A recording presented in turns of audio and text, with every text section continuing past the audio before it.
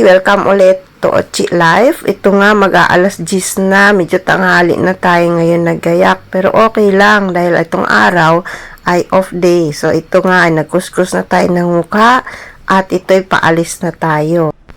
Ito nga, may dala tayong kape kasi medyo matagal-tagal ang labanan dun sa pupuntahan natin. Kaya baka magutom. So, okay lang kasi may kape. So, yan ang ating basura. Tapos, kailangan natin yung itapon, dalhin sa baba. May mga lagayan doon, may mga tapunan doon ng basura. Bago nga pala umalis, hindi kasi yung pera pambayad doon sa aking pupuntahan. Kaya, dadaan ko muna kayo dito sa Bayduri. Ito yung Bayduri na ATMs nila. Buwan-buwan, yung sahod namin, dito inilalagay sa ATM. So, pag kailangan mo ng pera, kuha ka lang dito. Parang sarap pakinggan, di ba?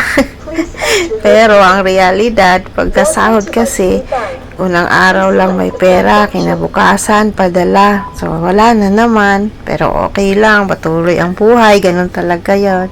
OFW life.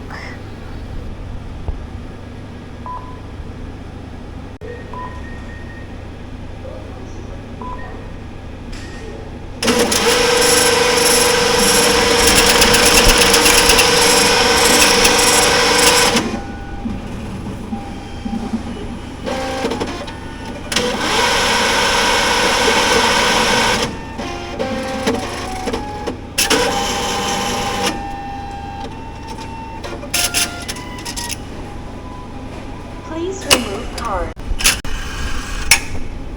Please take cash. Thank you for banking with Bayduri Bank. Okay na, may pera na tayo. So, alis na. Ito nga pala, ipapakita ko lang sa inyo, yung Royal Regalia po yan, yung bilog na building sa ibabaw. Yan ay isa din po sa mga itinerary pag kayo ay namasyal dito sa bansang Brunei, yung Royal Regalia Building. So, ito nga, patuloy na tayo sa paglalakad. Medyo mahirap talaga dito pagka sumakay ka ng bus. Mahirap, matagal mag-antay. Pero meron namang ibang way of transport, yung DART, yung online. Kaso, talagang hindi ako sumakay dahil gusto kong mag-video at may maipakita sa inyo. So, yan, malapit na tayo doon sa aking pupuntahan.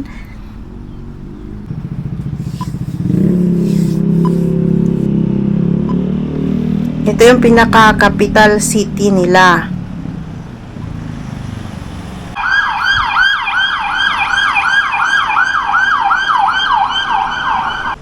Yan namang harap na yan. Yan yung binibilhan ng nasi katok. Tapos, yan, tuloy na tayo doon sa aking sadya.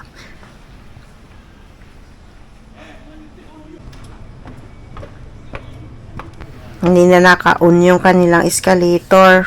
Kasi dito, medyo tahimik na. Hindi kagaya dati ay merong Milimewa at Kutamo Tiara. Pero ngayon, tahimik na, sarado na kasi yung dalawang department store na yon. So, dito tayo ngayon magpapaganda. Mau bikin rambut. Magpa-street ako. Oo. Init. Dito na lang ako. Dito nga pala ako lagi nagpapagawa ng buhok. Pwede kong ma-recommended ditong lugar na to. Maganda po talaga dito magpa-straight. Mula noon pa. Anong taon pa yun dumating ako dito ng Brunei. Dito na ako lagi nagpapagawa sa kanila. Pwede nyo ring itry dito para matry nyo din at malaman nyo kung talagang maganda talaga dito. Mga kaibigan ko na din kasi sila, makakilala ko na sila, kaya mas gusto ko na talaga dito. Meron kasi akong ugali na kung saan ako parang doon na nasanay, doon na rin ako. Ayan, magpapaganda muna ako ha. Matagal nga po ito, siguro abot ito ng 5 oras. Kaya yun, okay lang, may kape naman tayo.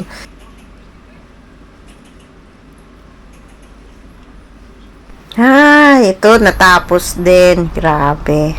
Yan, pauwi na. Antay na tayo ng bus. Sakay na tayo ng bus. Pakita ko naman sa inyo kung paano sumakay ng bus. Yung bus nga pala dito, mula nang dumating ako, 2003 ng Brunei, $1 lang po ang pamasahe. Hindi talaga tumaas. Salamat ulit sa pagsama, sa panunood. Sa susunod ulit.